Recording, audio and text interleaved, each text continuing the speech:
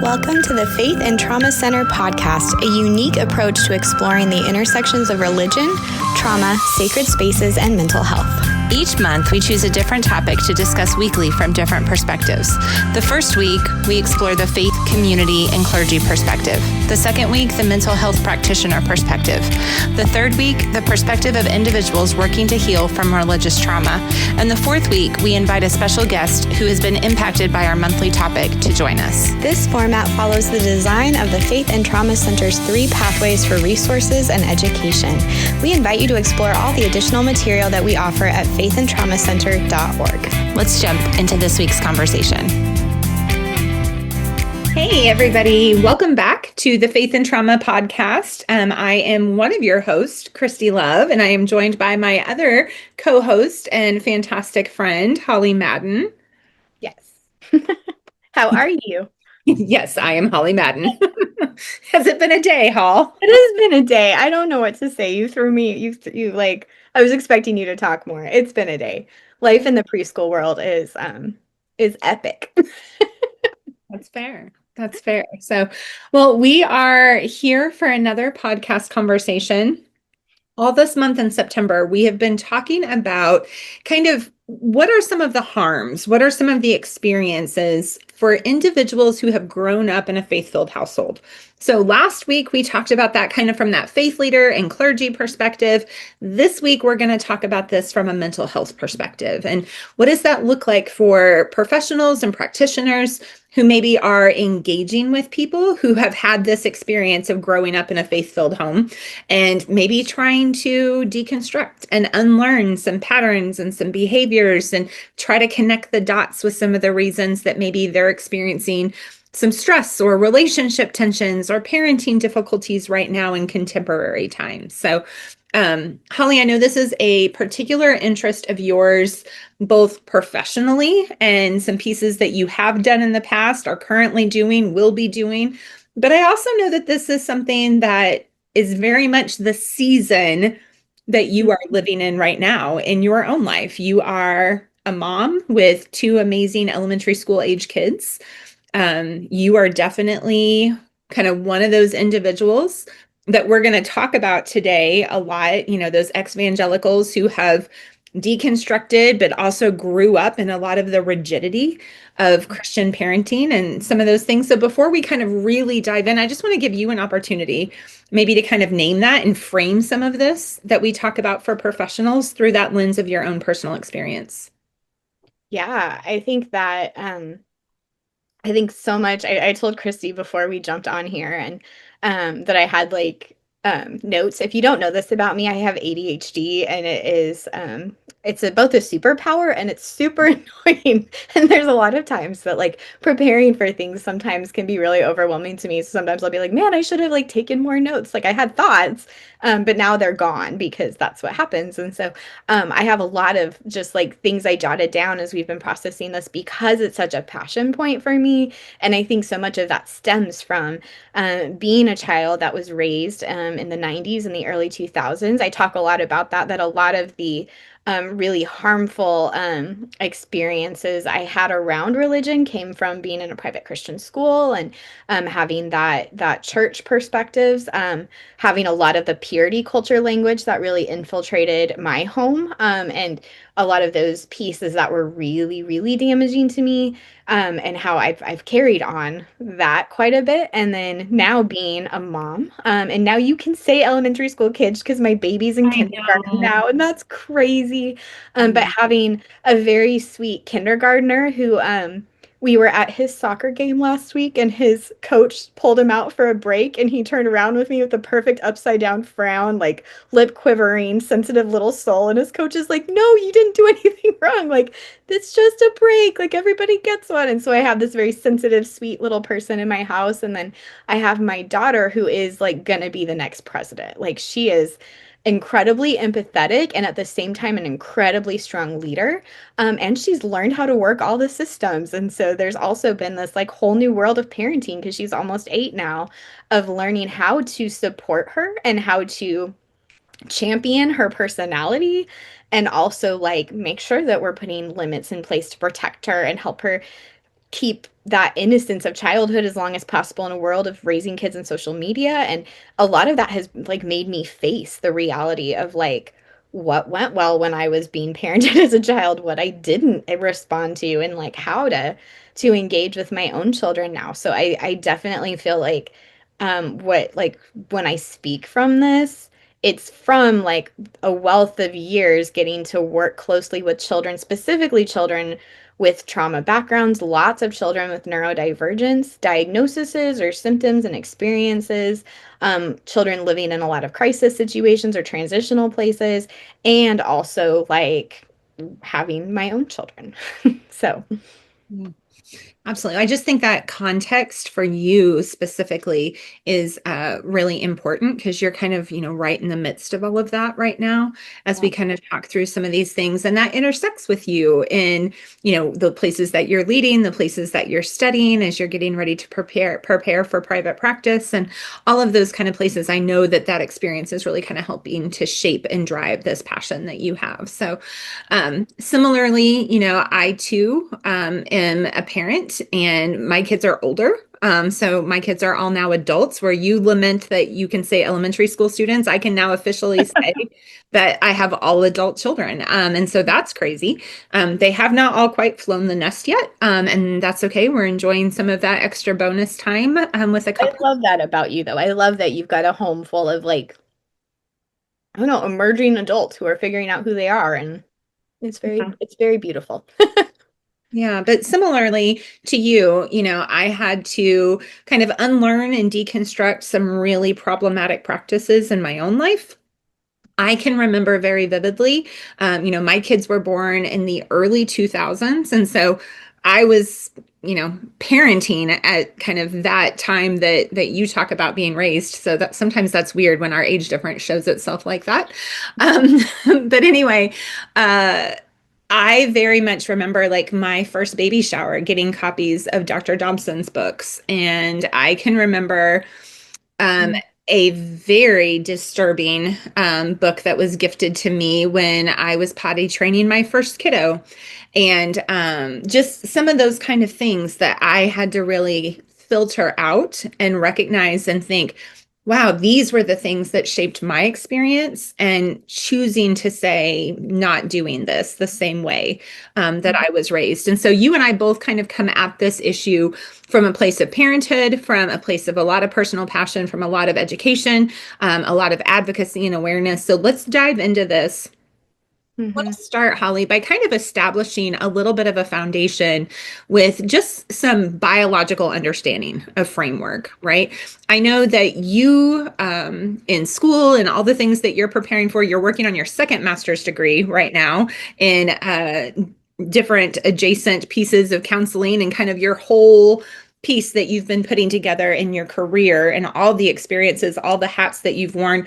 One of the things that I know you're very passionate about is understanding how our brains work, and understanding kind of like the neuroscience behind the different chemicals, the different ways that trauma impacts our brains, and traumatic experience, stressful experiences. And that's one of the things that I think is important here, is to recognize that for a lot of kids, being raised in a faith-filled household where they didn't necessarily feel like they had autonomy, they didn't necessarily feel like they were free to fully express themselves or fully be who they felt like they were, especially queer individuals that maybe were raised in really rigid conservative households, oftentimes encountered a parenting style that was really authoritative and really difficult and complicated. And that not only left an impression on hearts and souls, it also impacted brain chemistry. So talk a little bit about that to kind of give us started today. Yeah, absolutely. Kind of before that, I just want to like have this like over like throw the net over this really quick, because I think it's really important, because we're talking a lot about religious trauma, but I also think that there's probably a lot of people listening that are like, man, I grew up in this like evangelical movement of parenting, but like I don't know if I felt like I was traumatized by that. I feel like my parents were really loving and supportive, but there's definitely pieces that I would like to deconstruct, or pieces I would like to unlearn. And I think I tell myself this all the time, like there is no perfect parent. Like we're people. We have our own experiences that we bring into parenting. We have our own current stressors that we're navigating. You know, my husband just called from the dentist, and we have another big bill that we have to pay. And just like the moment of that stress hitting me, and that my children being in the room with that moment, and my awareness to that, like they feel that even when I don't communicate it, or even when I do. And I think that's important to say that, like, we as parents are always supposed to be unlearning some of what we learned growing up, even when we came from a very loving, supportive household, because of the heart of it as parents. The hope is that we're doing the best with what we have, and we're doing the best with what we know and with our circumstances as parents. And then there's definitely this other outlier of there are parents who create intentional harm in their children, but there are parents that don't intentionally do things because they have this information. And so I just want to like say that as we're talking, that it's really important that so many people, I think, can relate when there's like the spectrum of understanding of that. Like, trauma can look like a whole bunch of different things. Parenting and unlearning parenting can look like this spectrum. So I'm gonna do the ADHD thing, and I'm gonna talk. So interrupt me if I like get on my my soapbox right now, because I can get really excited. I was gonna say, you will, so I will. I'll just geek out, and then you'll need to be like, Uh-huh. "Hey, land the plane."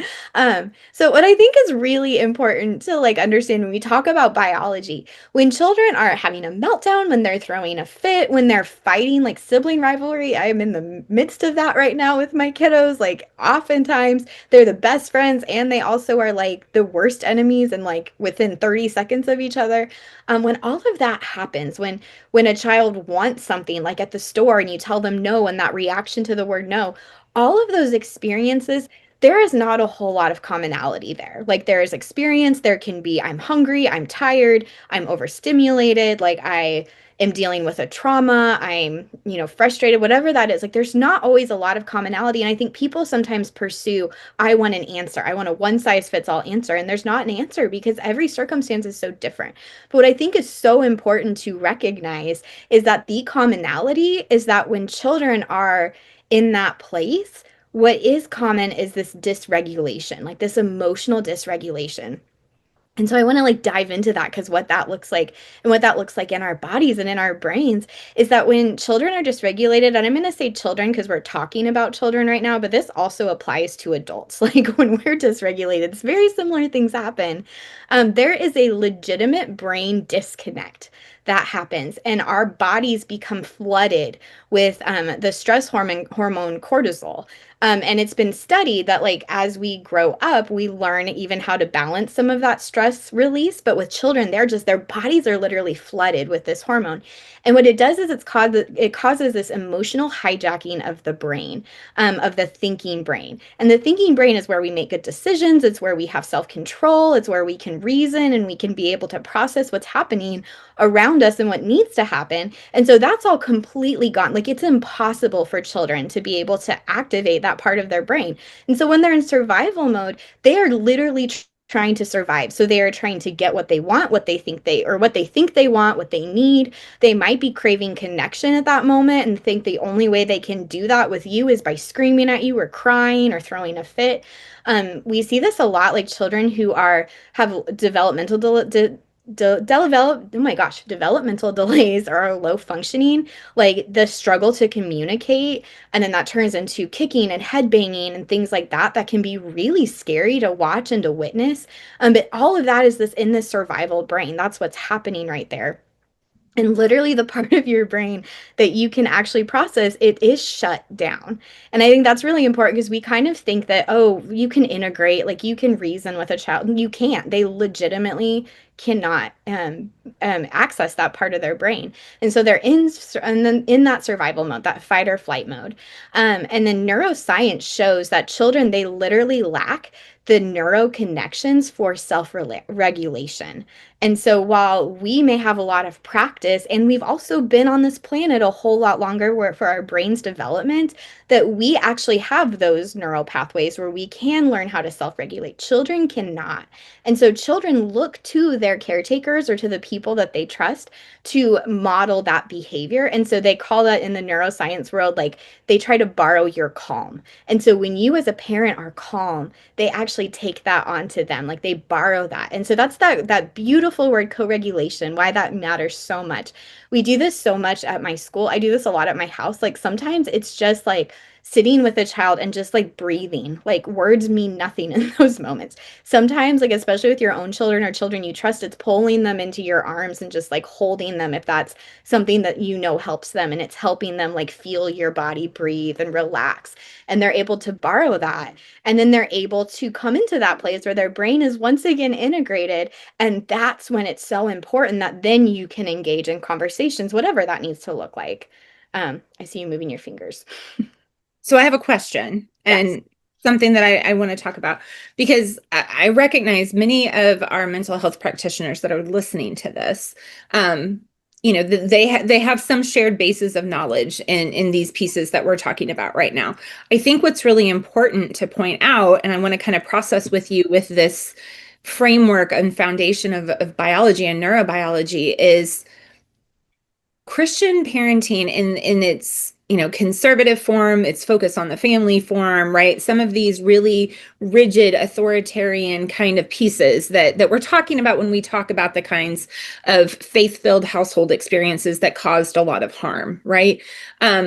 There's an intellectual disconnect that I think is really important to recognize, that much of the teaching that shaped parenting that now adults are really working to heal from, many of whom mental health practitioners that are listening to this may be working with as a client, right, is trying to understand and recognize that there wasn't this level of education for a lot of parents. And so when they were desperate and wanting help with how to raise kids that you're describing right now that didn't have those capacities to regulate and didn't have those abilities to self-soothe and to process through some of those things, instead of being taught about that brain biology and finding ways to support that development in healthy ways, there was a lot of teaching that was done that was directly the opposite of what you're talking about. And some of you listening to this, you may not be aware of some of these teachings, right? Because if your field is really kind of focused on mental health,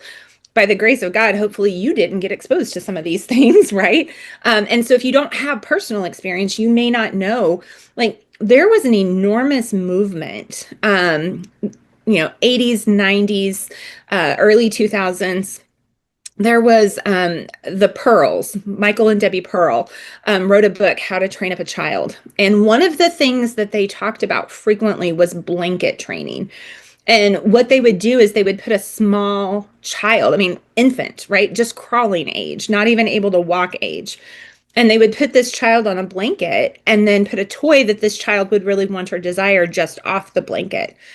And the hope was that that child would crawl towards the toy so that when they touched the toy, they would be reprimanded and spanked or hit over the hand with some kind of corporal punishment, so that there was this disconnect, right, that started to, or this connection that started to develop in their brains that said, if I go towards something that's pleasurable, I go towards something that's good, that's going to cause harm, right? And so those places where some of this Christian parenting in a way that was then justified with scripture, right? To train up a child. This was what they saw that as, was a form of training a child from the earliest of ages, or seeing meltdowns as willful disobedience that needed to be met with corporal punishment and the use of rods and those kind of things.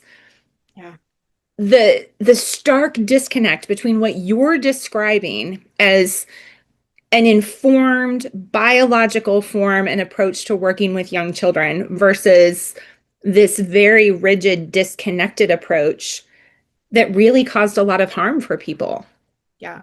And still causes harm. There's still a lot of parenting techniques out there today that are incredibly authoritarian, and oftentimes, and I'm going to use that word, and there may be a different word that would be better, But like you said, research didn't start on the brain really till the 1970s. Like when you put that into perspective, how much time and money and funding, like the government funded research in the 70s. So like that's when things began to become a lot more clear. There's a lot of the Christian parenting movement and other very authoritarian style parenting that are still somewhat rooted in like survival based. Like I'm going to try to control my child because that's how we survive in society, or that's how, like there's a lot of piece of that, but that word control is so important as we begin to understand more about the brain. A lot of the movement of that authoritarian parenting that still does exist in somewhat, it is so fear-based. And I just like thinking of that situation, it was just like imagining that with a baby like breaks my heart, but that was so normal Mhm. decades ago. And I think that's important to be able to realize like we're not that far removed from it, Right. especially for me as a younger therapist, and I'm in my 30s. So like, someone listening to this may be in their 20s, like moving into the mental health field, and we're even further disconnected from that. And so being able to understand that, but I think just to put that into perspective, so we like bring that full circle, when you have a child that was put into a position like that, and then their parent was very authoritarian, maybe there was corporal discipline, like what you were talking about, physical harm, maybe it was just being very loud and authoritarian. When a child was in fight or flight, their response in that moment is either to fight or to flight, or to Mhm. completely shut down their sweet little nervous system, which then moves them into the state of freeze. And that's where even situations that like a parent may say, like, I was not being abusive or traumatic, but if a child received that as my nervous system was dysregulated and I either fought back with you, or I ran and hid, or I literally just shut down, which I think is really, really, really common in those kind of scenarios, then that was stored in their body as trauma, and that taught them these things. Because what's really important to know is behavior is always communication, and this is really popular like language in the education world right now. Like behavior is communication. If a child is screaming and throwing a fit, they're communicating something. If they are, and sometimes it's a guessing game. Are they hungry? Are they tired? Or do they feel like something was unfair? Are they hurt? Are they scared? Are they feeling anxiety? Like, do they miss somebody? Are they grieving? There can be so many answers to that question, but it is communication. Also, we were gifted with the most beautiful array of emotions, and we were created to experience all those emotions regularly. Like, emotions aren't bad, but a lot of times that authoritarian parenting style encouraged kids or taught kids to suppress emotion, that anger is bad, that all of these different things. And so you have all of this happening in these bodies that have then become adults who sometimes they've done the healing work, so they've been able to access their body again, they've been able to access those emotions. But we also have a lot of parents surviving today working with children that don't have access to their bodies and their nervous systems because of those fight or flight moments. And I think that's really important to tie Yeah. together. Yeah, you're right. And I also think that one of the layers of this is, you talked about, you are a young mental health professional in your 30s, but you are trying to figure out how to unlearn and relearn some things right now, right? And so I think one of the things that we see as a very trending issue from this age of, individuals that are parenting right now. And I think it starts kind of a decade before you, right? I'm in my mid 40s. And so I think, that mid to late 40s and younger are really in this place of trying to figure out, I can name it, I can recognize it in my own experience.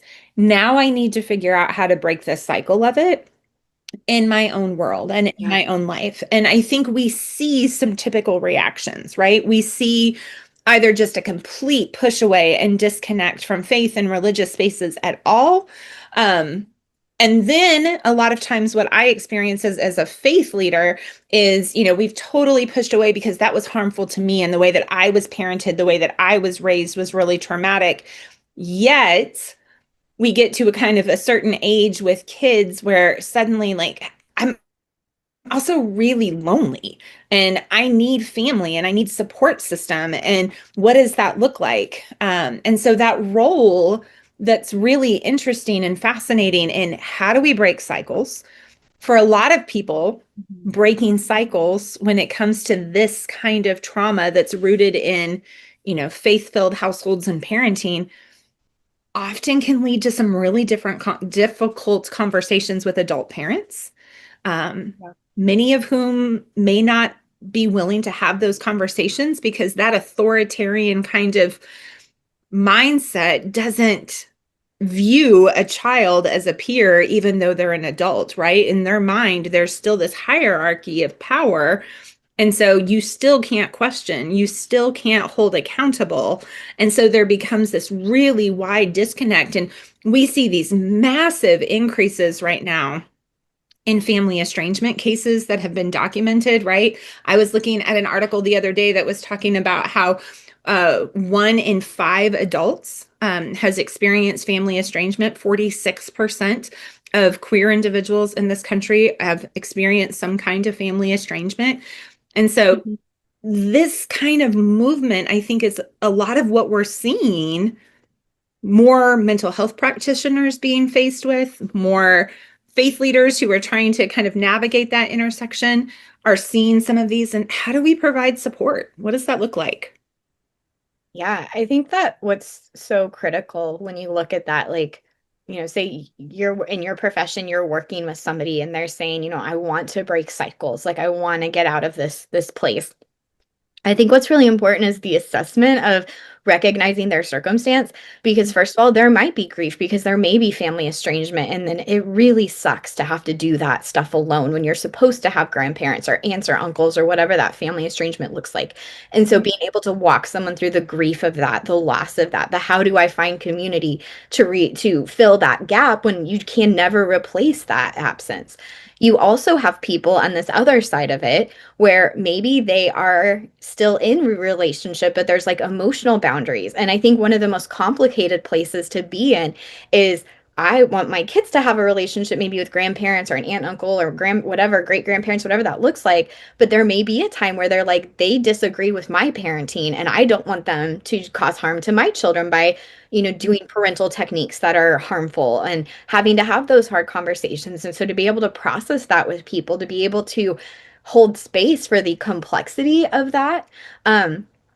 There can also be just like maybe their great grandparents or their great aunts and uncles or whatever, but there can be like comments that are made that are against parenting or judgment or criticism. And I think that can be something that can be really internalized with people and they can take those judgments really personally and can be really harmful to their self-esteem, make them feel like I'm a bad parent, even though at their core they know they're breaking a cycle, they know they're doing the right thing. And that's especially hard when you have a bad night where you're doing all the things that you know to do well and your child's just having a really bad night too and they're just really dysregulated and like nothing we do can always fix everything, but it's being present, it's being a good model of that, being a co-regulator, being able to set limits that keep children safe. And sometimes it's hard and that's okay to name. I also think it's important to acknowledge there are people that are taking care of aging or sick parents and they can't break off ties even if they may feel like they want to. There are people who may be financially dependent on family members because of socioeconomic crises. And so I think all of those pieces are really critical. I mean, I've worked with a lot of families, especially families in the foster care system, where they couldn't leave the home of somebody because they couldn't afford to do so. And that person was toxic and had caused harm to children. And so being in those situations can be really scary. And so I think being able to understand the holistic look at somebody so you understand this is not just about giving you a book or techniques or being able to say, let's walk you through how you do this and you parent and you break cycles, like go for good job. I'm cheering you on, break cycles, but understanding there are so many complex dynamics that are emotional, that carry baggage, that carry trauma, and they may be rooted in some very basic needs or some very deep relational connections. Yeah, absolutely. I know, Holly, when you and I were leading our church plant in Southwest Missouri together, one of the things that we heard from mental health practitioners again and again was the need for more parenting support classes that were not faith-based, that Mhm. were not, trying to kind of funnel everything through this very Christian lens. And so we developed a parenting program that we ran together that was very trauma informed, that was rooted in trying to identify your own traumas, whether religious or, physical traumas, emotional traumas, issues of neglect, relational traumas that you've experienced in your life. Like trying to help people connect the dots. How have those impacted you? How have they shaped your parenting? And we also introduced the tool of the Enneagram into that class, and this ability to start to understand children and the way that they are wired and the way that they interpret the world, some of their patterns of behaviors as they start to get a little older, especially teenagers.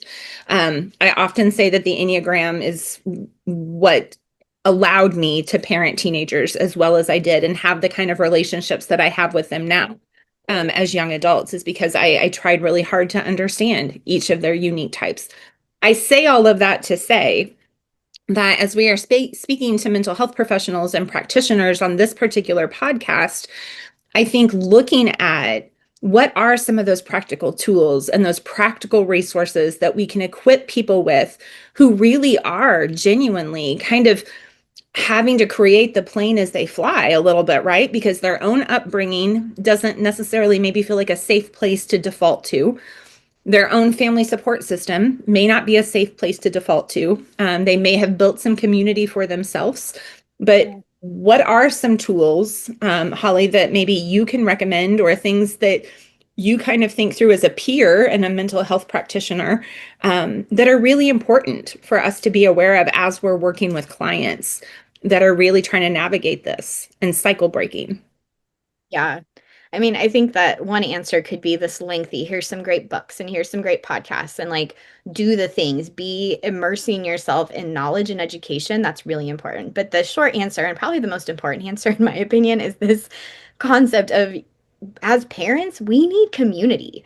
And we need community that's diverse. Like, we need peer parents. We need to have parents that are doing it at the same time. I think there's something really beautiful to be like, we can both, my sister, her kids are just a little bit younger, but there's been a few times where we've been able to call each other and just like have a moment about meltdowns over silly things like dinner, and having a preference of like, you gave them, the child, their preferred item that they wanted for dinner, and then they still threw a fit about it, and just like having this solidarity. Like, we need some solidarity there. We need to have some of those moments.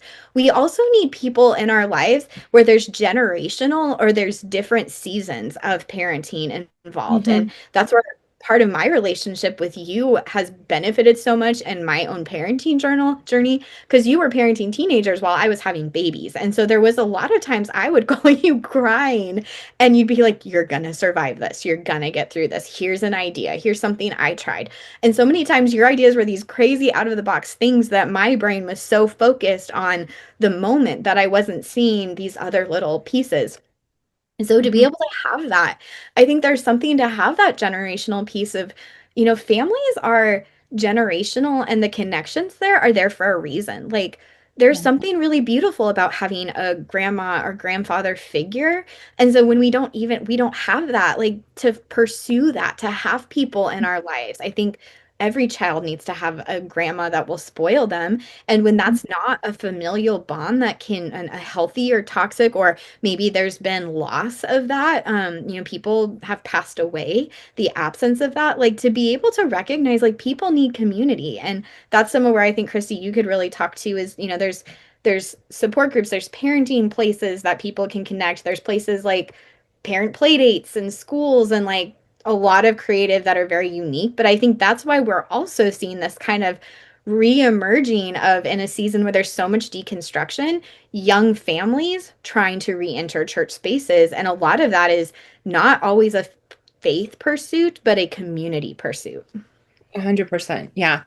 And I think it's an emerging place that the church needs to be aware of, informed about, trained on, and very careful to steward that movement well and sacredly, because many times those individuals coming to find community to support them on a journey of parenting are people who have been harmed by Christian parenting. And so they're going to come in distrustful. They're going to come in, very suspicious. And so just genuinely trying to meet people where they are. I just got an email this morning as a faith leader from a parent who said, I drive by your church. I see your sign every week. It sounds like something I connect with and resonate with. I've done some research on your website. I see that, you're open and affirming and progressive and social justice oriented.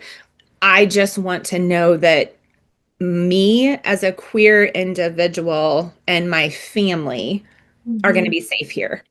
Yeah. And I think that those are some of the most brave and beautiful pieces of outreach to say, I need people. I need people of all ages. I need a community to support me and to find ways to do that. This lapses into a whole nother conversation that we're not going to get into right now.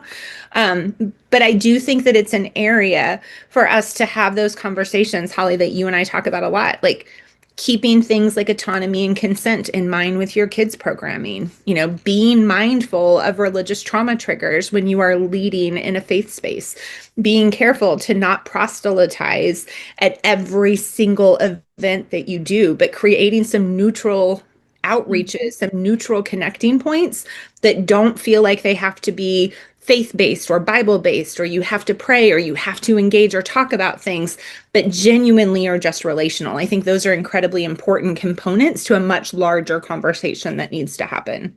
Yeah. And to mental health professionals and those working in the mental health world, to know if somebody you're working with is saying, I want to find community, I'm feeling like maybe going back to a church would be a good fit for us. Yeah. Being educated on those things as a mental health professional, and like, yes, that's a very personal experience, like that faith and what their preference is, but to be able to say like, hey, I know this church does this really cool art event every week, and parents and kids come and they do an art activity together, and I know that they're pretty progressive and they're affirming, and that might be, here's just information, and to just be able to give some of that if they're looking for that from you, if they want to know if you've heard of good places to go, because if your community is anything like our communities, mine more so now than yours, Christy, there's a lot of faith communities. There's a lot of churches. It can be very overwhelming to know where a safe place is. And so just even being educated and knowledgeable about maybe what are some of those places you could recommend if you are asked for a recommendation. Absolutely. Absolutely.